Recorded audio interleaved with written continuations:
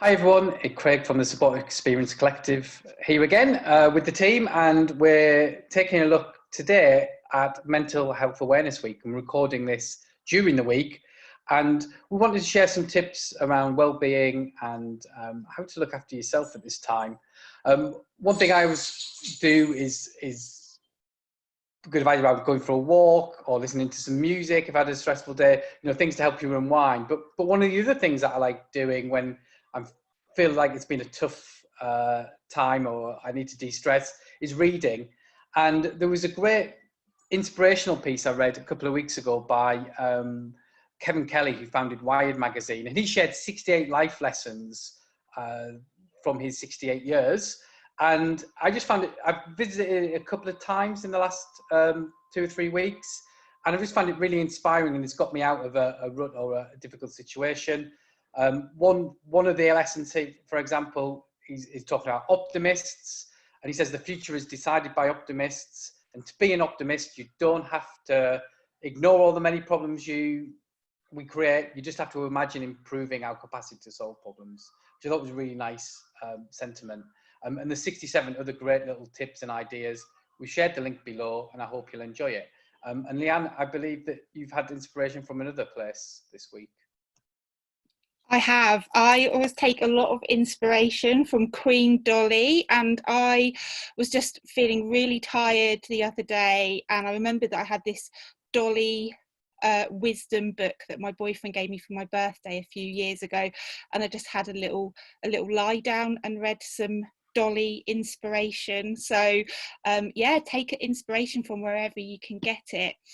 And something else that I've been keeping up nearly about 18 months now, which has helped me a lot, is a gratitude journal.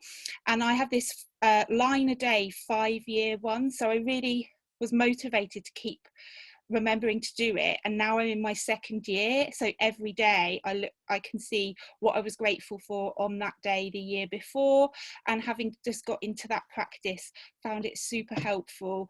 Even when you're having the worst possible day, there's always something, even if it's just a good snack that brought you joy, or a plant that you saw on a walk, something like that. There's always something to be grateful for, and I just find that such a grounding practice. So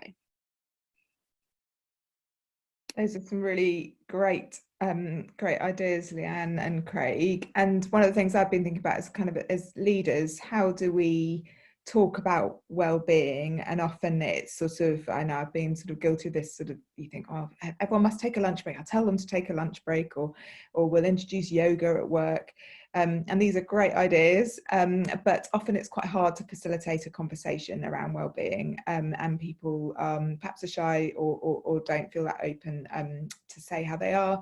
And particularly while we're working remotely, we can't pick up on visual cues.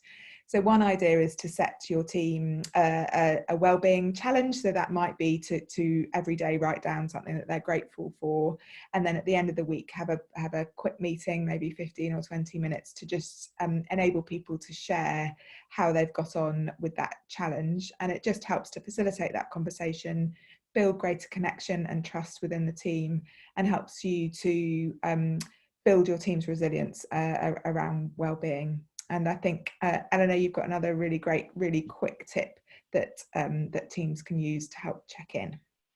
Yeah, it's something that I use with lots of the teams that I run if they have a daily meeting, is to give a red, amber, green status for how much work they had yesterday.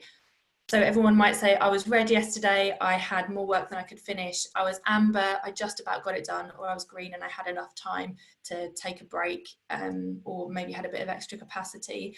It's a shorthand way of starting to build your team, talking about the amount of work that they're doing, and builds visibility across the team about how everybody's doing in terms of workload. So we hope you've enjoyed those tips, from everything from Dolly to those that are more serious. And we will see you again soon.